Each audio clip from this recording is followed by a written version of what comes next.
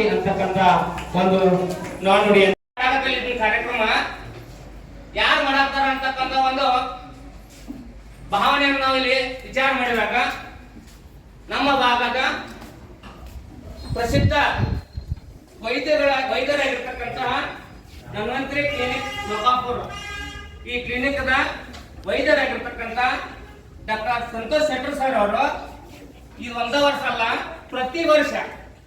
ಪ್ರತಿ ವರ್ಷ ಒಂದೊಂದು ಶಾಲ್ಯಾಗ ಈ ಕಿತ್ತೂರು ರಾಣಿ ಚೆನ್ನಮ್ಮ ಮತ್ತು ಒಣಗಿ ಓಬವ್ವರ ಕುರಿತು ಭಾಷಣ ಸ್ಪರ್ಧೆಯನ್ನು ಏರ್ಪಡಿಸಿ ಆ ಭಾಷಣ ಸ್ಪರ್ಧೆಯಿಂದ ವಿದ್ಯಾರ್ಥಿಗಳ ಕಾರ್ಯ ಏನು ಅನ್ನೋದನ್ನು ನಾವು ತಿಳ್ಕೋಬೇಕು. ವಿದ್ಯಾರ್ಥಿಗಳಲ್ಲಿ ಅವರು ಹೇಗೆ ತಮ್ಮ ಜೀವನದಲ್ಲಿ ಬದುಕಿ ನಮಗಾಗಿ ಒಂದು ಉದಾತ್ತವಾಗಿರ್ತಕ್ಕಂಥ ತತ್ವ ಆದರ್ಶಗಳನ್ನ ಬಿಟ್ಟು ಹೋಗಿದ್ದಾರೆ.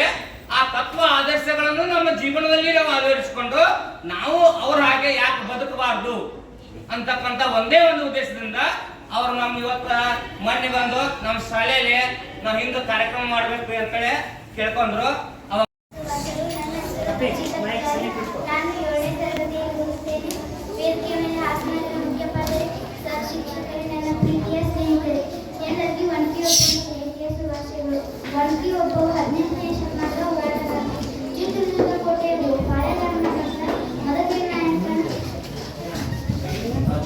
ಮದಕರಿ ನಾಯಕನ ಕಾವಲುಗಾರರಾದ ಕಹಳೆ ಮುದ್ರ ಹನುಮಪ್ಪನ ಹೆಂಡತಿ. ಇತಿಹಾಸದಲ್ಲಿ ನೋಡಿದಾಗ ಅನೇಕ ಐತಿಹಾಸಿಕ ಚಿತ್ರಗಳು ಎಲ್ಲ ನೆನಪಾಗುವ ಸೈನಿಕರಿಗೆ ಏಕಾಂಗಿಯಾಗಿ ಹೋರಾಡಿದ ವೀರವತಿ ವಂತಿಯೊಬ್ಬನ ಆಕೆಯ ಸಾಹಸದ ಪ್ರೀತಿಗಳು ಮತ್ತು ಅನೇಕ ನಾಯಕರು ಪಡೆದ ನಿಜಕ್ಕೂ ಇದು ಶ್ರೇಷ್ಠ. ವಂತಿಯೊಬ್ಬನ ದೇಶ ಪ್ರೇಮದ ಕಥೆ ಕೇಳಿದಾಗ ನಮ್ಮ ಜೀವನದಲ್ಲಿ ಪಾಳೆಗಾರರಲ್ಲಿ ಕಡೆಯಾದ ಮದಕರಿ ನಾಯಕರಿಗೂ ಕ್ರಿಸ್ತ ವರ್ಷಕ್ಕೆ 1753 ಮತ್ತು 1778ರಲ್ಲಿ ಐದರಿ ಅಭ್ಯರ್ಥಿಯ ಕಾಲ ಪ್ರಸಿದ್ಧವಾಗಿತ್ತು. ಐದರಿ ಅಭ್ಯರ್ಥಿಯ ದುರ್ಗವನ್ನು ತಿಂಗಳಲ್ಲಿ ನುಡಿಯಾಗಿ ಸ್ವಾಧೀನಪಡಿಸಲಾಗಿರುವವರ ಕಡೆಗೆ ತನ್ನ ಶಕ್ತಿಯನ್ನು ಭೇದ ಭಾವದಿಂದ ಗೆಲ್ಲಬೇಕೆಂದು ತನ್ನ ದೇವರನ್ನು ಕರೆದ ಕೋಟೆಯ ಕಡೆಗಳನ್ನು ಪತ್ತೆ ಮಾಡಿ ತೀರಿಸಬೇಕೆಂದು ಆಜ್ಞೆ ಮಾಡಿದ. ದೇಶಕಾರಿಗಳಾದ ದೇವಗಾರರು ಸುತ್ತಲೂ ಅವನ ಪಾರ್ಶ್ವದಲ್ಲಿ ಒಂದು ಹೆಂಗಸು ಮೊಸರಿನ ಗಳಿಗೆಯನ್ನು ಹೊತ್ತುಕೊಂಡು ಬರುವುದು ಕಂಡು ಬಂದಿತು. ಈ ವಿಷಯವನ್ನು ಕೇಳಿದ ಚಾರರು ಇಲ್ಲಿ ಎಲ್ಲ ಕೊಳ್ಳಗಿರಿ ಇರಬೇಕೆಂದು ಊಹಿಸಿ ಹುಡುಕತೊಡಗಿದರು. ಬಂಡೆಯ ಕೆಳಗೆ ಮುಗಿದುಕೊಂಡು ಹೋಗುವಂತೆ ಒಂದು ಇಕ್ಕಟ್ಟಾದ ಮಾರ್ಗವನ್ನು ಕಂಡು ಬಂದಿತ್ತು. ಈ ವಿಷಯವನ್ನು ಕೇಳಿದ ನವಾಬನಿಗೆ ತುಂಬಾ ಸಂತೋಷವಾಯಿತು. ಶತ್ರು ಸೈನಿಕರು ಒಬ್ಬೊಬ್ಬರಾಗಿ ಆ ದಾರಿಯ ಮೂಲಕ ನಿಚ್ಚಳಗೊಂಡರು.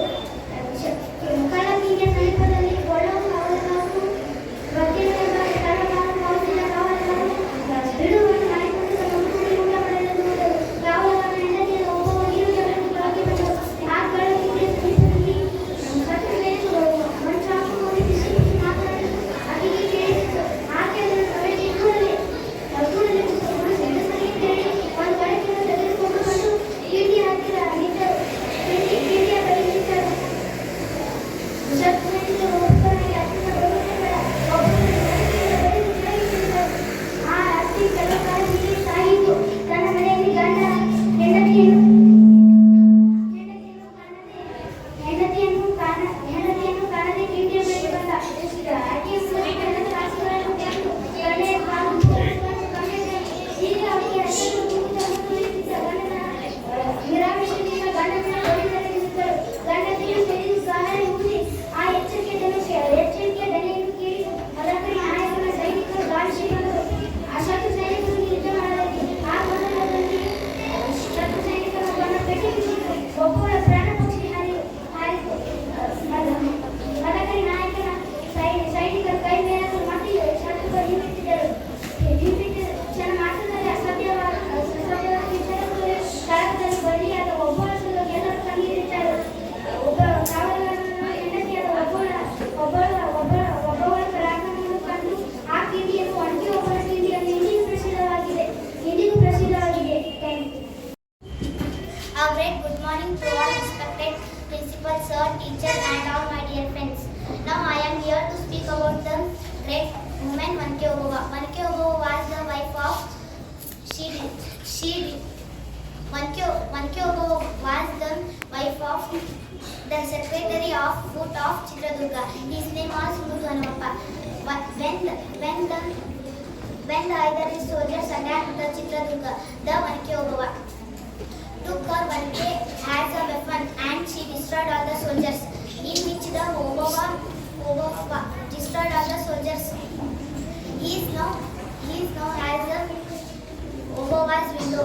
The Chitradurga, we can see the ground of Vanke Obava, which is popular in Karnataka. The Karnataka's government of Order 11 November has to celebrate Obava's Jayanti every year. Thank you. ಸಾಹಸವನ್ನು ಪ್ರತಿಭೆಗೆ ಮಿಸಿ ಸರ್ಕಾರ ಗೌರವ ಸಲ್ಲಿಸಿದೆ. ಓಬವ್ವನ ಸಾಹಸವನ್ನು ನಿರ್ದೇಶಕರಾದ ಪುಟ್ಟಣ ಕಣಗಾಲ್ ಅವರು ನಾಗರಹವ ಎಂಬ ಚಲನಚಿತ್ರದ ಮೂಲಕ ತೋರಿಸಿದ ಈ ಶ್ರೇಣಿಯನ್ನು ಪುಟ್ಟವಾಗಿ ಮುಗಿಸಿದ್ದೇನೆ. ಶುಭೋದಯ. ನನ್ನ ಹೆಸರು ಕಾಶಿ ಪ್ರಭು ಸುಳ್ಳನಿಕಂ. ನಾನು 7ನೇ ತರಗತಿಯಲ್ಲಿ ಓದುತ್ತಿದ್ದೇನೆ. ನಾನು ಈ ಒಂದು ಸಂದರ್ಭದಲ್ಲಿ ಒನಕೆ ಓಬವ್ವನ ಬಗ್ಗೆ ಮಾತನಾಡಲು ಬಯಸುತ್ತೇನೆ. ಇತಿಹಾಸ ಪುಟಗಳಲ್ಲಿ ಅಚ್ಚಳಿಯದೇ ಉಳಿದಿರುವ ಐತಿಹಾಸಿಕ ಸ್ಥಳಗಳಲ್ಲಿ ಚಿತ್ರದುರ್ಗವೂ ಒಂದು. ಚಿತ್ರದುರ್ಗ ಎಂದಾಕ್ಷಣವೇ ನಮಗೆ ನೆನಪಾಗುವುದೇ ಹೈದರಾಳಿಯ ಸೈನಿಕರೊಂದಿಗೆ ಒನಕೆ ಓಬವ್ವ ಏಕಾಂಗಿಯಾಗಿ ಹೋರಾಡಿದ ವೀರವನಿತೆ ಒನಕೆ ಓಬವ್ವ. ಯಾರು ಈ ಒನಕೆ ಓಬವ್ವ? 18ನೇ ಶತಮಾನದ ಚಿತ್ರದುರ್ಗ ಕೋಟೆಯ ಪಾಳೆಗಾರನಾಗಿದ್ದ ಮದಕರಿ ನಾಯಕನ ಕೋಟೆಯ ಕಾವಲುಗಾರ ಮದನಮ್ಮಪ್ಪನ ಹೆಂಡತಿ. ಒನಕೆ ಓಬವ್ವ ಎಂದು ಹೆಸರು ಬರಲು ಕಾರಣವೇನೆಂದರೆ, ಕಾವಲುಗಾರ ಊಟಕ್ಕೆ ಹೋದ ಸಂದರ್ಭದಲ್ಲಿ ಹೈದರಾಳಿ ಸೈನಿಕರು ಒಂದು ಕಳ್ಳಕಿಂಡಿಯಿಂದ ಒಳನುಸುಳಲು ಪ್ರಯತ್ನಿಸಿದರು. ಊಟದ ಸಮಯದಲ್ಲಿ ಕುಡಿಯಲು ನೀರಿಲ್ಲದ ಕಾರಣ ಓಬವ್ವ ಅಲ್ಲೇ ಇದ್ದ ಕೊಳದ ಬಳಿ ನೀರು ತರಲೆಂದು ಬಂದಳು. ಅಲ್ಲಿ ಹೈದರಾಳಿ ಸೈನಿಕರು ಒಬ್ಬೊಬ್ಬರಾಗಿ ಕಿಂಡಿಯ ಮೂಲಕ ಒಳನುಸುವುದನ್ನು ಕಂಡಳು. ಊಟಕ್ಕೆ ಕುಳಿತ ಪತ್ನಿಯನ್ನು ಎಬ್ಬಿಸಲು ಮನಸ್ಸಾಗದೆ ತಾನೇ ತನ್ನ ಒನಕೆಯನ್ನು ಅಸ್ತ್ರವಾಗಿ ತೆಗೆದುಕೊಂಡು ನೂರಾರು ಶತ್ರು ಸೈನಿಕರನ್ನು ಬಡಿದು ಕೊಂದಳು. ಬೆನ್ನು ಹಿಂದೆ ಬಂದ ಶತ್ರು ಸೈನಿಕರನ್ನು ಗಮನಿಸದೆ ಶತ್ರುವಿನ ಕತ್ತಿಗೆ ಬಲಿಯಾದಳು. ಇಂದಿಗೂ ಚಿತ್ರದುರ್ಗದಲ್ಲಿನ ಆ ಕಲ್ಲದ ಕಿಂಡಿಯನ್ನು ಒನಕೆ ಓಬವ್ವನ ಕಿಂಡಿ ಎಂದು ಕರೆಯುತ್ತಾರೆ. ಇವರ ಆದರ್ಶ ಗುಣಗಳನ್ನು ನಾವೆಲ್ಲರೂ ಅಳವಡಿಸಿಕೊಂಡು ಹೋಗೋಣ ಹಾಗೂ ನಾವು ನಮ್ಮ ದೇಶಕ್ಕಾಗಿ ಹೋರಾಡಿ ಕೀರ್ತಿ ತರೋಣ ಎಂದು ತಿಳಿಸುತ್ತಾ ನನ್ನ ಭಾಷೆಯನ್ನು ಮುಗಿಸುತ್ತೇನೆ. ಜೈ ಹಿಂದ್, ಜೈ ಕರ್ನಾಟಕ. ಶುಭೋದಯ. ನನ್ನ ಹೆಸರು ಪ್ರಜ್ವಲ್ ನಾವಲ್ಗಿ. ನಾನು 7ನೇ ತರಗತಿಯಲ್ಲಿ ಓದುತ್ತಿದ್ದೇನೆ. ನಾನು ಒನಕೆ ಓಬವ್ವನ ಬಗ್ಗೆ ಒಂದೆರಡು ಮಾತುಗಳನ್ನು ಹೇಳುತ್ತೇನೆ. ತಪ್ಪಿದಲ್ಲಿ ಕ್ಷಮೆ ಇರಲಿ. ಇತಿಹಾಸದ ಪುಟದಲ್ಲಿ ಅಚ್ಚಳಿಯದೆ ಉಳಿದಿರುವ ಐತಿಹಾಸಿಕ ಸ್ಥಳಗಳಲ್ಲಿ ಚಿತ್ರದುರ್ಗವು ಒಂದು. ಚಿತ್ರದುರ್ಗ ಎಂದಾಕ್ಷಣ ನೆನಪಾಗುವುದೇ ನಮಗೆ ಹೈದರಾಳಿಯ ಸೈನಿಕರನ್ನೇ ಏಕಾಂಗಿಯಾಗಿ ಹೋರಾಡಿದ ವೀರವನಿತೆ ಒನಕೆ ಓಬವ್ವ. ಯಾರು ಈ ಒನಕೆ ಓಬವ್ವ? 18ನೇ ಶತಮಾನದ ಪಾಳೆಗಾರ ಮದಕರಿ ನಾಯಕನ ಕಾವಲುಗಾರ ಕಹಳೆಯ ಮುದ್ದು ಹನುಮಪ್ಪನ ಹೆಂಡತಿ. ಒನಕೆ ಓಬವ್ವ ಎಂದು ಹೆಸರು ಬರಲು ಕಾರಣವೇನೆಂದರೆ, ಹೈದರಾಳಿಯು ಚಿತ್ರದುರ್ಗದ ಮೇಲೆ ಹಠಾತ್ತಾನೆ ದಾಳಿ ಮಾಡಿದಾಗ ಆಗ ತನ್ನ ಒನಕೆಯನ್ನು ಅಸ್ತ್ರವಾಗಿ ಹಿಡಿದುಕೊಂಡು ಒಬ್ಬೊಬ್ಬ ಸೈನಿಕರನ್ನು ಕಿಂಡಿಯ ಮೂಲಕ ಬಡಿದು ಕೊಲ್ಲುತ್ತಿದ್ದಳು. ಹಿಂದೆ ಬಂದ ಒಬ್ಬ ಶತ್ರು ಸೈನಿಕನನ್ನು ಗಮನಿಸದೆ ಅವನ ಕತ್ತಿಗೆ ಬಲಿಯಾಗಿ ಹೋದಳು. ಹೀಗೆ ಅವಳು ಒನಕೆ ಓಬವ್ವ ಎಂದು ಪ್ರಸಿದ್ಧಳಾದಳು. ಚಿತ್ರದುರ್ಗದ ಐತಿಹಾಸಿಕ ಕಥೆ ಏನೆಂದರೆ, ಮದಕರಿ ನಾಯಕನ ಚಿತ್ರದುರ್ಗವು ಹೈದರಾಳಿ ಗೆಲ್ಲಲು ಕಷ್ಟಕರವಾದಾಗ ಅವನು ವ್ಯಕ್ತಿಯವರ ರಥದ ಕಿಂಡಿಯ ಮೂಲಕ ಹೋಗುವುದನ್ನು ನೋಡಿದನು. ಆಗ ಒಬ್ಬೊಬ್ಬ ಸೈನಿಕರನ್ನು ಈ ಕಿಂಡಿಯ ಮೂಲಕ ಕಳಿಸಬೇಕೆಂದು ಯೋಜನೆ ಹಾಕಿದನು. ಅಲ್ಲಿಯ ಸೇವೆ ಮಾಡುತ್ತಿದ್ದ ಸೇವಕನು ಊಟಕ್ಕೆ ಹೋಗುವ ಸಮಯವನ್ನು ನೋಡಿಕೊಂಡು ತನ್ನ ಪತ್ನಿಗೆ ನೀರು ತರಲು ಹೋಗಬೇಕೆಂದು ಹೆಂಡತಿ ಹೋದಳು. ಆಗ ಅಲ್ಲಿ ನೀರು ತರಲು ಹೋದಾಗ ಹೈದರಾಳಿ ಸೈನಿಕರು ಒಬ್ಬೊಬ್ಬರು ಕಿಂಡಿಯ ಮೂಲಕ ನೂಸಲು ಹೋಗುತ್ತಿದ್ದರು. ಅದನ್ನು ನೋಡಿ ತನ್ನ ಪತ್ನಿಯನ್ನು ಕರೆಯಲಾರದೆ ತಾನೇ ಹೋಗಿ ಒನಕೆಯನ್ನು ಹಿಡಿದುಕೊಂಡು ಒಬ್ಬೊಬ್ಬ ಸೈನಿಕರನ್ನು ಬಡಿದು ಕೊಲ್ಲುತ್ತಿದ್ದಳು. ಹೀಗೆ ಅವಳು ಪತ್ನಿಯ ಊಟ ಮುಗಿಸಿಕೊಂಡು ಬಂದಾಗ ಹೆಂಡತಿಯ ರೌದ್ರ ವೇಷವನ್ನು ಕಂಡು ಬೆದರಿದನು. ಹೆಣದ ರಾಶಿಯನ್ನು ಕಂಡು ಇಲ್ಲಿ ಏನಾಗಿರಬಹುದೆಂದು ಊಹಿಸಿದಾಗ ಮದಕರಿ ನಾಯಕ ಮತ್ತು ಹೈದರಾಳಿಯ ಸೈನಿಕರೊಡನೆ ಯುದ್ಧ ನಡೆಯಿತು. ಯುದ್ಧ ನಡೆಯುವಾಗ ಹಿಂದೆ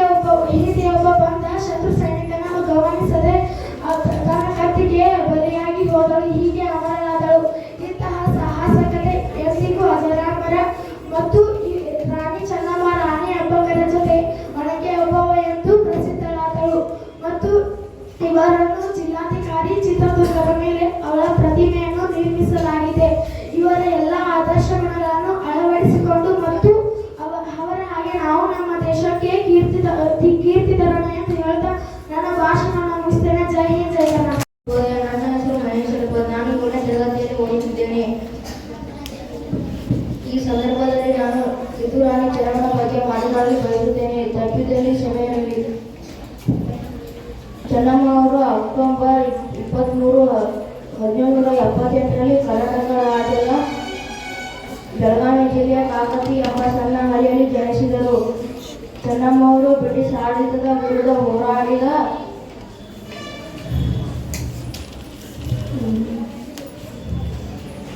ಮೊದಲನೇ ಮಹಿಳೆಯರು ಆಗಿರುತ್ತಾರೆ. ಆಕೆಯ ಪರಂಪರೆ ಮತ್ತು ವಿಜಯವನ್ನು ಕಿತ್ತೂರಿನಲ್ಲಿ ಪ್ರತಿ 22 ರಿಂದ 24ನೇ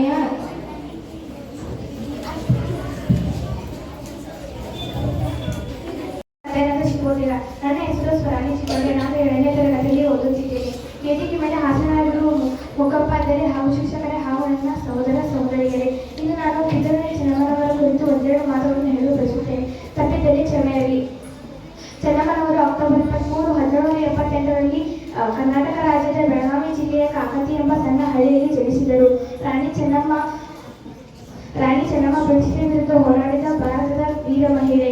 ಅವರ ತಂದೆ ಜೋಳಪ್ಪ ಚೆನ್ನಮ್ಮನ 7ನೇ ವಯಸ್ಸಿನಿಂದಲೇ ಕುದುರೆ ಸವಾರಿ ವಿದ್ಯೆಯಲ್ಲಿ ಪರಿಗಣಿಸುವಂತೆ ಚೆನ್ನಮ್ಮನನ್ನು ಬೆಳೆಸಿದರು. ಕಿತ್ತೂರು ರಾಣಿ ಚೆನ್ನಮ್ಮ ಕನ್ನಡ ನಾಡಿನ ವೀರ ಮಹಿಳೆಯರಲ್ಲಿ ಅವರ ಪಟ್ಟಿಗೆ ಸೇರಿದವರು. ಸ್ವತಂತ್ರ ಸ್ವಾಭಿಮಾನಗಳ ಸಹಕಾರ ಮೂರ್ತಿ ಕಿತ್ತೂರಿನ ರಾಣಿಯವರು. ಕಿತ್ತೂರಿನ ದೇಸಾಯಿಗಳಲ್ಲಿ ಪ್ರಸಿದ್ಧನಾದ ಮಲ್ಲಚಂದ್ರನ ಕಿರಿಯ ಹೆಂಡತಿ ಚೆನ್ನಮ್ಮ. ಮದುವೆಯಾದಾಗ ಇವರಿಗೆ ಕೇವಲ 18 ವರ್ಷ. 1824ರಲ್ಲಿ ಪತಿ ಮರಣಿಸಿದಾಗ ಚಿಕ್ಕ ಗಂಡು ಮಗುವನ್ನು ಹೊಂದಳು. ಪತಿ ಮತ್ತು ಮಗನದ ನಂತರ 11 ರಾಣಿ ಚೆನ್ನಮ್ಮ 1824ರಲ್ಲಿ ಶಿವಲಿಂಗಪ್ಪನನ್ನು ದತ್ತು ತೆಗೆದುಕೊಂಡು ಸಿಂಹಾಸನದ ಉತ್ತರಾಧಿಕಾರಿ ಮಾಡಿದರು. ಮಾನ್ಯ ಅಧ್ಯಕ್ಷರೇ, ಮಾನ್ಯ ಅತಿಥಿಗಳೇ, ಮುಖ್ಯ ಗುರುಗಳೇ ಹಾಗೂ ನನ್ನ ಸಹಪಾಠಿಗಳೇ, ಎಲ್ಲರಿಗೂ ಶುಭೋದಯ. ನನ್ನ ಹೆಸರು ನಿಸರ್ಗನವೀನವರು. ನಾನು 5ನೇ ತರಗತಿಯಲ್ಲಿ ಓದುತ್ತಿದ್ದೇನೆ. ನಾನು ಕಿತ್ತೂರು ರಾಣಿ ಚೆನ್ನಮ್ಮನ ಬಗ್ಗೆ ಒಂದೆರಡು ಮಾತನಾಡಲು ಬಯಸುತ್ತೇನೆ. ತಪ್ಪಿದ್ದಲ್ಲಿ ಕ್ಷಮೆ ಇರಲಿ. ನನ್ನ ಹೆಸರು ತ್ರಿವೇಣಿ ದೇಸಾಯಿ. ನಾನು 6ನೇ ತರಗತಿಯಲ್ಲಿ ಓದುತ್ತಿದ್ದೇನೆ. ನಾನು ಇಂದು ವನಿಕೆಗಳ ಬಗ್ಗೆ ಮಾತನಾಡಲು ಬಯಸುತ್ತೇನೆ. ತಪ್ಪಿದ್ದಲ್ಲಿ ಕ್ಷಮೆ ಇರಲಿ. ಕರ್ನಾಟಕದ ವೀರ ಮಹಿಳೆಯರು ವನಿಕೆ. ಶುಭೋದಯ. ನನ್ನ ಹೆಸರು ಶ್ರಾವಣಿ. ನಾನು 6ನೇ ತರಗತಿಯಲ್ಲಿ ಓದುತ್ತಿದ್ದೇನೆ.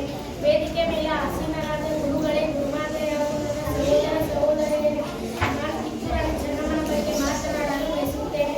ರಾಣಿ ಚೆನ್ನಮ್ಮ ಅವರು 23ನೇ ಅಕ್ಟೋಬರ್ 1778ರಂದು ಭಾರತದ ಕರ್ನಾಟಕ ಬೆಳಗಾವಿ ಜಿಲ್ಲೆಯ ಕಾಕತಿ ಎಂಬ ಸಣ್ಣ ಹಳ್ಳಿಯಲ್ಲಿ ಜನಿಸಿದರು. ಅವರ ತನ್ನ ಬಾಲ್ಯದಲ್ಲಿ ಕುದುರೆ ಸವಾರಿ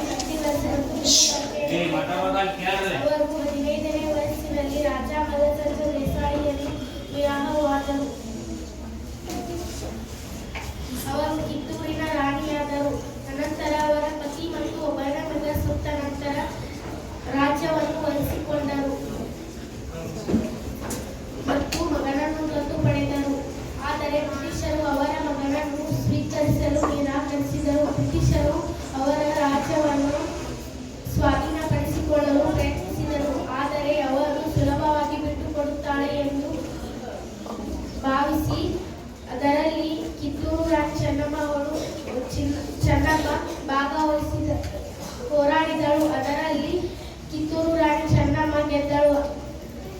ಸೋಲಿನಿಂದ ಕೋಪಗೊಂಡು ಬ್ರಿಟಿಷರು ಹೆಚ್ಚು ಯುದ್ಧಗಳನ್ನು ಮಾಡಿದರು. ಅದರಲ್ಲಿ ಆಕೆಯ ಧೈರ್ಯದಿಂದ ಹೊರತಾಗಿ ಅವಳು ಸೋತಳು. ಅವಳನ್ನು ಜೈಲಿಗೆ ಹಾಕಿದರು. ಅವಳು ಅಲ್ಲಿ ಸತ್ತಳು. ಹಲವಾರು ವರ್ಷಗಳ ನಂತರ ಬಂದ ಝಾನ್ಸಿ ರಾಣಿಯಂತೆ ತನ್ನ ಧೈರ್ಯದಿಂದ ದೇಶಕ್ಕೆ ಒಳ್ಳೆಯದನ್ನು ಮಾಡಿಸುತ್ತಳು. ಇಷ್ಟು ಹೇಳಿ ನನ್ನ ಚಿಕ್ಕ ಭಾಷಣವನ್ನು ಮುಗಿಸುತ್ತೇನೆ. ನನ್ನ ಹೆಸರು ರಮೇಶ್ ಕೋಟಿ. ನಾನು 7ನೇ ತರಗತಿಯಲ್ಲಿ ಓದುತ್ತಿದ್ದೇನೆ. ನನಗೆ ಬಂದಿರುವ ವಿಷಯ ಕಿತ್ತೂರು ರಾಣಿ ಚೆನ್ನಮ್ಮನ ಬಗ್ಗೆ ಮಾತನಾಡಲು ಬಯಸುತ್ತೇನೆ. ಕಿತ್ತೂರು ರಾಣಿ ಚೆನ್ನಮ್ಮ ಭಾರತ ಸ್ವತಂತ್ರದ ಹೋರಾಟದ ಪ್ರೇರಣಾದಾಯಕ ಹಾಗೂ ಶೂರ ಯೋಧರಲ್ಲೊಬ್ಬರು. ಅವರ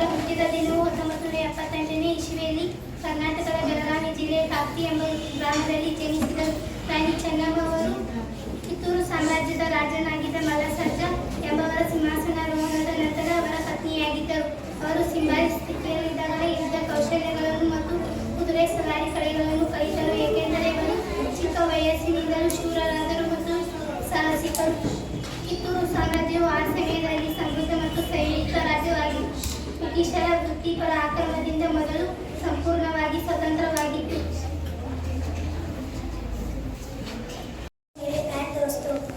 रानी चन्नामा के बाद और रानी चन्नामा बात रही तो रानी चन्नामा भारत के कर्नाटक की कित्तूर राज्य की रानी थी. रानी चन्नामा जन्म का 1718 में रानी चन्नामा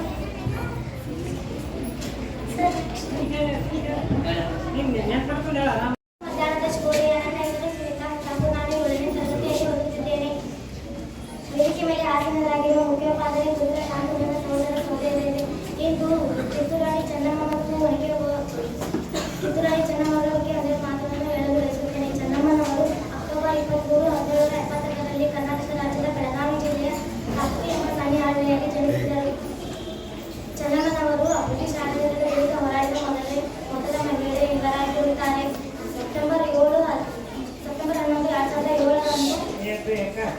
2007ರಂದು ರಾಣಿ ಚೆನ್ನಮ್ಮನವರ ಪ್ರತಿಮೆಗಳನ್ನು ಭಾರತದ ಸಂಸತ್ತಿನ ಸಂಕೀರ್ಣದಲ್ಲಿ ಭಾರತದ ಮೊದಲ ಮಹಿಳಾ ರಾಷ್ಟ್ರಪತಿಯಾದ ಪ್ರತಿಭಾ ಪಾಟೀಲ್ ಅವರು ಅನಾವರಣಗೊಳಿಸಿದರು. ಆಕೆಯ ಪರಂಪರೆ ಮತ್ತು ಮೊದಲ ವಿಜಯವನ್ನು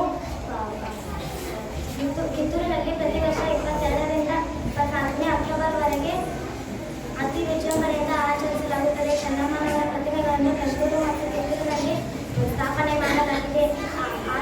ಆಕೆಯನ್ನು ಬ್ರಿಟಿಷರು ಬಂಧಿಸಿದರು ಮತ್ತು ಬೈಲಹೊಂಗಲ ಕೋಟೆಯಲ್ಲಿ ಇರಿಸಲಾಯಿತು. ಅವರು ಅಲ್ಲಿ ಫೆಬ್ರವರಿ 2, 1829ರಂದು ನಿಧನರಾಗಲಿದ್ದಾರೆ. ಇಂಗ್ಲಿಷ್ನಾಗ ಹೇಳ್ತಾರ A 1000 miles journey begins with A single step. ಅಂದ್ರೆ ಈಗ ನಾವು ಹಿಮಾಲಯಕ್ಕೆ ಹೋಗ್ಬೇಕಂದ್ರೆ ನಾವು ಫಸ್ಟ್ ಹೆಜ್ಜೆ ಇಟ್ಟಾಗ ಮುಂದೆ ಹೋಗಕ್ಕೆ ಸಾಧ್ಯ ಐತಿ. ಹೌದು, ನಾವು ಮನ್ಯಾಗ ಎಣ್ಸ್ಕೊತ್ ಕುಂತೀವಿ, ನಾವು ಹೋಗ್ಲೇ ಬೇಡ ಮಾಡಲೇ ಬೇಡ ಅಂದ್ರೆ ನಾವೇನೂ ಮಾಡಕ್ಕೆ ಸಾಧ್ಯ ಇಲ್ಲ. ಹಂಗೆ ಈಗ ನಮ್ಮ ಪ್ರಿನ್ಸಿಪಲ್ ಸರ್ ಒಂದು ಮಾತು ಹೇಳ್ತಿದ್ದೆ, ನಾವು ನಿಮ್ಮಷ್ಟು ಸಣ್ಣವರಿದ್ದಾಗ attending exam and getting 0 is so many times better then remaining absent. ಅಂದ್ರೆ ಎಕ್ಸಾಮ್ ಅಟೆಂಡ್ ಮಾಡಿ 1-2 ಮಾರ್ಕ್ಸ್ ತಗೊಳ್ಳೋದು ತುಂಬ ಒಳ್ಳೆಯದು ಆಬ್ಸೆಂಟ್ ಇರೋಕ್ಕಿಂತ. ಟ್ರೈ ಮಾಡ್ಬೇಕು. ಈಗ 10 ಮಂದಿ ಭಾಷಣ ಮಾಡಿದ್ರು, ಅವ್ರು ತಪ್ಪಲಿ ಮರಿಲಿ ಏನೇ ಇರಲಿ ಅವ್ರು ಪ್ರಯತ್ನ ಮಾಡಿದ್ರಲ್ಲ, ಹೌದಿಲ್ಲ? ನೀವು ನಾವು ಮಾಡಲೇಬೇಡ ಅಂತ ವಿಚಾರ ಮಾಡ್ಕೊಂಡು ನೀವು ಭಾಷಣ ಮಾಡಕ್ಕೆ ಆಗಂಗಿಲ್ಲ. ಹೌದಿಲ್ಲ? ತಪ್ಪಾಗ್ಲಿ ಒಪ್ಪಾಗ್ಲಿ ಮಾಡಿದ್ರಿಲ್ಲ ಅದೇ ತರ ನೀವು ನಾವು ಮಾಡ್ತೀನಿ ಅಂತ ಮುಂದೆ ಬಂದಾಗ ಮಾಡಕ್ ಸಾಧ್ಯ. ಹೌದಿಲ್ಲ? ಈಗ ಯಾರು ಮಾಡ್ಯಾರಲ್ಲ ಅವ್ರಿಗೊಂದು ಕ್ಲಾಪ್ಸ್ ಹೊಡಿದ್ರಿ 10 ಮಂದಿ. ಮತ್ತೊಂದು ಈಗ ಭಾಷಣ ನಿಂತರ ನಾವು ಏನ್ ಕಲ್ತು ಅಂದ್ರೆ 15 ಮಂದಿ 14 ಮಂದಿ ಸೇಮ್ ಸ್ಟೋರಿ ಹೇಳಿಲ್ಲ, ಎಲ್ಲರೂ ಡಿಫ್ರೆಂಟ್ ಬೇರೆ ಸ್ಟೋರೀಸ್ ಹೇಳ್ಯಾರ. ಅದ್ರಲ್ಲಿ ಎಷ್ಟು ಕಲಿಯಕ್ಕೆ ಸಿಗ್ತಿಲ್ಲ ನಿಮ್ಗೆಲ್ಲ. ಸೇಮ್ ಹೇಳ್ಯಾರ, ಒಂದ ಪಾಯಿಂಟ್ ಹೇಳ್ಯಾರ ಇಲ್ಲ, ಪ್ರತಿಯೊಬ್ಬರು ಬೇರೆ ಸ್ಟೋರಿ ಹೇಳ್ಯಾರ. ನಿಮ್ಗೆ ಎಷ್ಟು ನಾಲೆಜ್ ಬಂತು. ಹೌದಿಲ್ಲ? ಅದಕ್ಕೆ ನಾ ಎಷ್ಟು ಮಂದಿ ಭಾಷಣ ಮಾಡ್ಯಾರ ಅವ್ರಿಗೆ ಒಂದೇ ಮಾತು ಹೇಳ್ತೀನಿ, ಹಂಚಬೇಡ್ರಿ. ನೀವು ಮತ್ತೊಂದು ಅದನ್ನ ಏನ್ ಬರ್ಕೊಂಡು ಬಂದಿರಿ ಅದೇ ಹೇಳ್ಬೇಕಂತ ಏನಿಲ್ಲ. ಆ ಮೂಮೆಂಟ್ನಾಗ ನಿಮ್ಗೆ ಏನ್ ನೆನಪಾಗ್ತದೆ ಅದ್ರ ರಿಲೇಟೆಡ್ ನೀವು ಹೇಳ್ರಿ. ಬಿಂದಾಸ್ ಮನ್ಯಾಗ ಹೆಂಗ್ ಮಾತಾಡ್ತೀರಿ ಹಂಗೆ ಹೇಳ್ರಿ. ಒಂದು ಮಿಸ್ಸಿಂಗ್ ಪಾಯಿಂಟ್ ಏನಿಸ್ತದೆ, ಸ್ಮೈಲ್. ನಗ್ರಿ, ನಕ್ಕೋತ ಭಾಷಣ ಹೇಳ್ರಿ, ಸೀರಿಯಸ್ ಆಗಿ ಹೇಳ್ಬೇಡಿ. ಹೌದಾ? ಇದನ್ನ ನೆಕ್ಸ್ಟ್ ಟೈಮ್ ಅಳವಡಿಸ್ಕೋರಿ. ಮತ್ತು ಹೆಲ್ತ್ ರಿಗಾರ್ಡಿಂಗ್ ಕೆಲವೊಂದು ಮಾತುಗಳು ಆಡೋದವು. ನಮ್ಮ ಸರ್ ಮಾತಾಡಿದ್ನ ನಾನು ಮಾತಾಡ್ತೇನೆ. ಈ ಪುಸ್ತಕ ಯಾಕೆ ಬರೆದು ನನಗೆ ಇವತ್ತು ಆನ್ಸರ್ ಸಿಕ್ತು. ನಾ ಬರೋಕ್ಕಿಂತ ಮುಂಚೆ ನನ್ನ ಮನಸ್ಸಿನಲ್ಲಿ 100 ಕ್ವಶನ್ಗಳು ಓಡಾಡ್ತಾ ಇದ್ವು. ನನ್ನ ಪುಸ್ತಕ ಯಾರು ಓದ್ತಾರ, ಯಾರು ತಗೋತಾರ, ಏನ್ ಮಾಡ್ತಾರ. ಆಮೇಲೆ ನನಗೊಂದು ಒಳಗಿನ ಮನಸ್ಸು ಹೇಳ್ತು, ಯಾರು ತಗೋಲಿ ಬಿಡ್ಲಿ, ನಿನಗೊಂದು ಒಳ್ಳೇದು ಮಾಡೋದೈತಿ ಸಮಾಜಕ್ಕೆ, ಬರೀ ಪಬ್ಲಿಷ್ ಮಾಡು ಮುಂದೆ ಅದರದೆಲ್ಲ ಇವತ್ತು ಅದರದ ರಿಸಲ್ಟ್ ನನ್ನ ಕೈ ಮುಂದೆ ಕಾಣುತ್ತದೆ. Thank you so much. ಬೋಲೋ ಭಾರತ್ ಮಾತಾ ಕಿ ಜೈ, ಬೋಲೋ ಭಾರತ್ ಮಾತಾ ಕಿ ಜೈ. ಭಾರತ ಮಾತೆಯ ಪಾದಾರವಿಂದಗಳಲ್ಲಿ ನಮಸ್ಕರಿಸುತ್ತಾ, ಇಲ್ಲಿರ್ತಕ್ಕಂತಹ ಎಲ್ಲ ಶಿಕ್ಷಕ ವರ್ಗದ ಪಾದಾರವಿಂದಗಳಲ್ಲಿ ನಮಸ್ಕರಿಸುತ್ತಾ ಅವರಿಗೆ ತಮ್ಮ ಹೃದಯಾಂತರವಾದ ಧನ್ಯವಾದಗಳನ್ನು ಹೇಳ್ತಾರೆ. ಯಾಕಂತಂದ್ರೆ ಅದೇ ಹೇಳಿದಾಗ ಬಹಳಷ್ಟು ಸ್ಕೂಲ್ಗಳಲ್ಲಿ ನಾವು ಕಾರ್ಯಕ್ರಮಗಳನ್ನು ಮಾಡಿದ್ದೇವೆ. ಇಲ್ಲಿಯಷ್ಟು ಕಾಳಜಿ ತೆಗೆದುಕೊಂಡು ಮಕ್ಕಳನ್ನು ತಯಾರಿ ಮಾಡತಕ್ಕಂಥದ್ದು ಬಹಳಷ್ಟು ವಿರಳವಾದಂತಹ ಒಂದು ಸಂದರ್ಭ ಅಂತ ಹೇಳ್ಬೋದು. ಅದಕ್ಕಾಗಿ ನಿಮ್ಮನ್ನ ಎಲ್ಲ ಭಾಷಣಕ್ಕೆ ತಯಾರು ಮಾಡುವಂಥ ಎಲ್ಲ ಶಿಕ್ಷಕ ವೃಂದದವರಿಗೆ ಮತ್ತೊಮ್ಮೆ ಹೃದಯಾಂತರಾಳದ ನಮಸ್ಕಾರಗಳನ್ನು ಅರ್ಪಿಸ್ತಾ ಇದ್ದೇನೆ.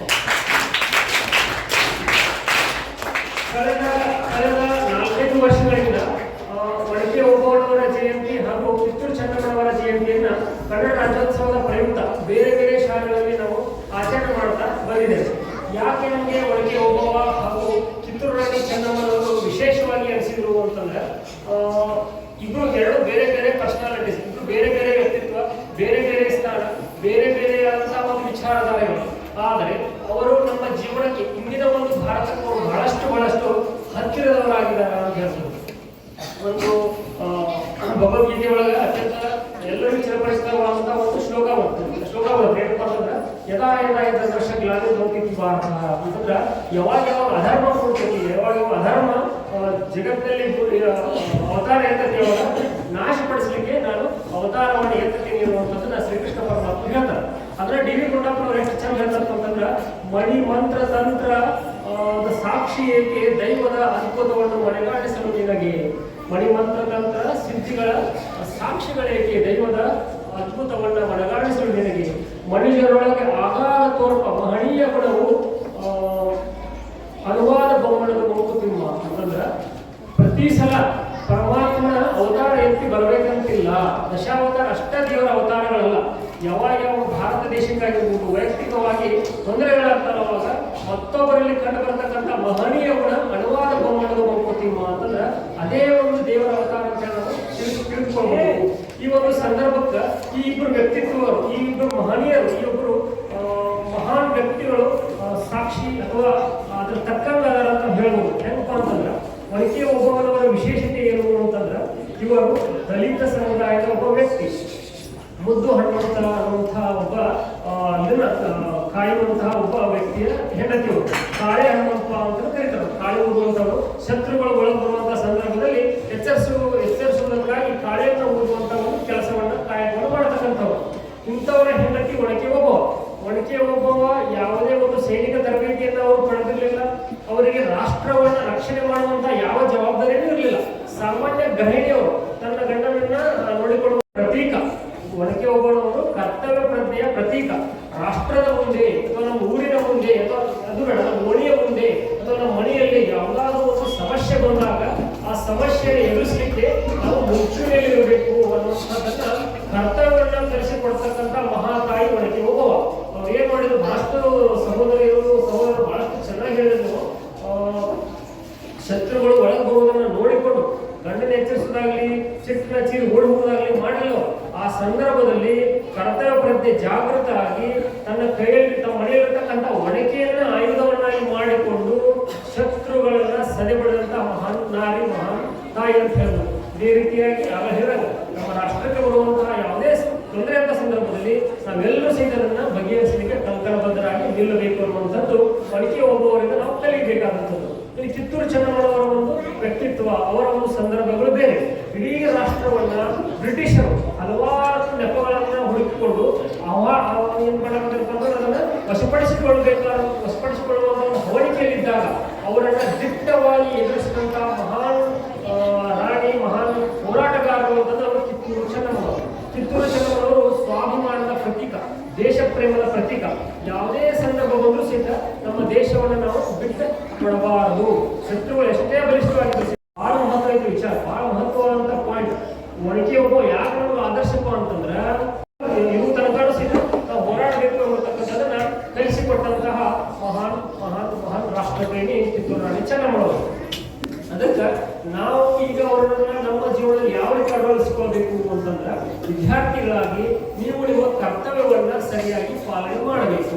ನಿಮ್ಮ ಕರ್ತವ್ಯ ಏನಪ್ಪಾ ಅಂತಂದ್ರೆ ಶಿಕ್ಷಣ ಶಿಕ್ಷಣ ಶಿಕ್ಷಣ, ಅಧ್ಯಯನ ಅಧ್ಯಯನ ಅಧ್ಯಯನ, ಅಷ್ಟೇ ನಿಮ್ಮ ಕರ್ತವ್ಯ. ಆ ಕರ್ತವ್ಯವನ್ನು ನೀವು ಚಾಚು ತಪ್ಪದೆ ಪಾಲಿಸಲಿಪ್ಪ ಅಂತಂದ್ರೆ ರಾಷ್ಟ್ರಕ್ಕೆ ಒಳ್ಳೆಯ ನಾಯಕರಾಗ್ತೀರಿ. ಅದರ ಜೊತೆಗೆ ಇನ್ನೊಂದು ನಿಮ್ಮ ಮುಂದಿವತ್ತು ಒಬ್ಬ ಶ್ರೇಷ್ಠ ವ್ಯಕ್ತಿ ಸಾಧಕರನ್ನ ನಾವು ಸನ್ಮಾನ ಮಾಡಿ ಯಾಕೆ ಸನ್ಮಾನ ಮಾಡಿದ್ವಿ, ಅವರು ಬೇರೆ ಎಲ್ಲೋ ನಾವು ಸನ್ಮಾನ ಮಾಡೋದಕ್ಕಾಗಿ ಮಾಡಬಹುದಾಗಿತ್ತು. ಇಲ್ಲ ಕರ್ಕೊಂಡ್ಬಂದಿಪ್ಪ ಅಂತಂದ್ರೆ ಮಕ್ಕಳಿಗೆ ಅವರೊಂದು ಮಾದರಿ ಆಗಬೇಕು. ಕನ್ನಡ ಮಾಧ್ಯಮದಲ್ಲಿ ನಿಮಗದೇನ ಸರ್ಕಾರಿ ಶಾಲೆಯಲ್ಲಿ ಕಲಿತಂತ ವಿದ್ಯಾರ್ಥಿಗಳು ಇವತ್ತವರು ಸಕ್ಕರೆ ಕಾಯಿಲೆಯನ್ನ ಅತ್ಯಂತ ಸರಳವಾಗಿ, ಸಕ್ಕರೆ ಕಾಯಿಲೆ ಪ್ರತಿಯೊಂದು ಮನೆಯಲ್ಲಿ ಇರುವಂತಹ ಕಾಯಿಲೆ, ಇನ್ನು ಸ್ವಲ್ಪ ದಿವಸ ಪ್ರತಿಯೊಬ್ಬರಿಗೂ ಬರುವಂತಹ ಕಾಯಿಲೆ. ಆ ಕಾಯಿಲೆಯನ್ನ ಕೇವಲ ಆಹಾರ ಪದ್ಧತಿಗಳ ಮುಖಾಂತರ ಯಾವ ರೀತಿ ಗುಣಪಡಿಸಬಹುದು ಎಂಬತಕ್ಕಂಥದ್ದನ್ನ ತಮ್ಮ ಮೇಲೆ ಪ್ರಯೋಗ ಮಾಡಿ ಸ್ವಂತವಾಗಿ ಕಂಡುಹಿಡಿದು ಅದನ್ನ ಬರೆದಿರ್ತಕ್ಕಂಥದ್ದು. ಅದನ್ನ ಯಾರಾದ್ರೂ ಓದಿ ಅಪ್ಲೈ ಮಾಡಿದ್ರೆ ಅಂತಂದ್ರೆ ಸಕ್ಕರೆ ಕಾಯಿಲೆಯಂತಹ ಮಹಾ ರಾಕ್ಷಸನ ನಾವು ಅತಿ ಸರಳವಾಗಿ ಸೋಲಿಸಬಹುದು. ಅದಕ್ಕೆ ನಮ್ಮ ಕನ್ನಡದ ಒಬ್ಬ ವ್ಯಕ್ತಿ ಇಡೀ ದೇಶಕ್ಕೆ, ಇಡೀ ಜಗತ್ತಿಗೆ ಮುಟ್ಟುವಂಗ ಒಂದು ಅನುಭವವನ್ನು ಪುಸ್ತಕ ರೂಪದಲ್ಲಿ ತಂದಿದ್ದಾರೆ. ಅವರ ಸಾಹಸಕ್ಕೆ, ಅವರ ಜ್ಞಾನಕ್ಕೆ ನಾವೆಲ್ಲರೂ ಜೋರಾಗಿ ಚಪ್ಪಾಳೆಯನ್ನು ತಟ್ಟಬೇಕು. ಇದರ ಸಂದೇಶ ಏನಂತಂದ್ರೆ, ನಮ್ಮ ಸುತ್ತಮುತ್ತಲಿರ್ತಕ್ಕಂಥ ಹಲವಾರು ಸಾಧಕರನ್ನ ನಾವು ಗುರುತಿಸಿ ಗೌರವಿಸುವುದರ ಮೂಲಕ ಈ ರಾಷ್ಟ್ರವನ್ನ ಕಟ್ಟಲಿಕ್ಕೆ ಎಲ್ಲರ ಒಂದು ಕೊಡುಗೆ ಎಂಬುದನ್ನು ನಾವು ನೆನಪಿನಲ್ಲಿಟ್ಟುಕೊಳ್ಳಬೇಕಾಗ್ತದೆ. ನಿನ್ನೆ 11ನೇ ತಾರೀಕು ಮೊನ್ನೆ ಒನಕೆ ಓಬವ್ವರ ಜಯಂತಿ ದಿವಸ ಒಬ್ಬ ವಿಶೇಷ ವ್ಯಕ್ತಿ ಸನ್ಮಾನ ಮಾಡಿದ್ರು ನಮ್ಮ ಕ್ಲಿನಿಕ್ನಲ್ಲಿ. ನಮ್ಮ ಪ್ರಭು ಹೊನ್ನಾಡ, ನಮ್ಮ ಸಹೋದರರು, ನಮ್ಮ ಪ್ರಭು ಹೊನ್ನಾಡ ನಾವು 4 ಮಂದಿ. ಆ ಹೆಣ್ಮಗಳು ಯಾರಪ್ಪ ಅಂತಂದ್ರೆ ಮದುವೆ ಸಮಾರಂಭಗಳಲ್ಲಿ ಬಾಂಡೆ ತಿಕ್ಕುವಂತ ಹೆಣ್ಮಗಳಾಯ್ತು. ಅವರನ್ನ ಯಾಕೆ ನಾವು ಸನ್ಮಾನ ಮಾಡಿದ್ವಿ ಅಂತಂದ್ರೆ, ಯಾವ ರೀತಿಯಾಗಿ ಒನಕೆ ಓಬವ್ವ ತನ್ನ ಗಂಡನ ಊಟವನ್ನ ಡಿಸ್ಟರ್ಬ್ ಮಾಡಬಾರ್ದಂತ ಸ್ವತಃ ತಾನು ಹೋರಾಟ ಮಾಡಿದ್ದಲ್ಲ, ಅವರು ಸಹಿತ ತಮ್ಮ ಗಂಡ ಅಂದ ಕುರುಡರು ಅವರನ್ನ ಇವತ್ತಿಗೂ ಸಹಿತ ಮಗುವಿನಂತೆ ಪೋಷಣೆ ಮಾಡ್ತಾರ, ಕರ್ತವ್ಯ ಪ್ರಜ್ಞರಾಗಿದ್ದಾರ, ದುಡದನ ಬದುಕಬೇಕನ್ನುವಂತಹ ಒಂದು ಮಹಾನ್ ಆದರ್ಶವನ್ನ ಸಮಾಜ ಕೊಡುವಂತವರಾಗಿದ್ದಾರೆ. ಅದಕ್ಕೆ ಅವರನ್ನು ನಾವು ಮೊನ್ನೆ ಸನ್ಮಾನ ಮಾಡಿದೆವು. ಅವರು ಒಬ್ಬ ಬಾಂಡೆ ತಿಕ್ಕುವಂತಹ ಒಂದು ಕಾಯಕವನ್ನು ಮಾಡತಕ್ಕಂಥ ಹೆಣ್ಣುಗಳು. ಈ ರೀತಿಯಾಗಿ ನಮ್ಮ ಸುತ್ತಮುತ್ತಲಿರ್ತಕ್ಕಂತಹ ಶ್ರೇಷ್ಠ ಕಾಯಕಗಳನ್ನ, ಜ್ಞಾನಯೋಗಿಗಳನ್ನ, ಭಕ್ತಿ ಯೋಗಿಗಳನ್ನ ಗುರುತಿಸಿ ಗೌರವಿಸುವುದು ನಮ್ಮ ಕರ್ತವ್ಯಗಳಲ್ಲಿ ಒಂದು.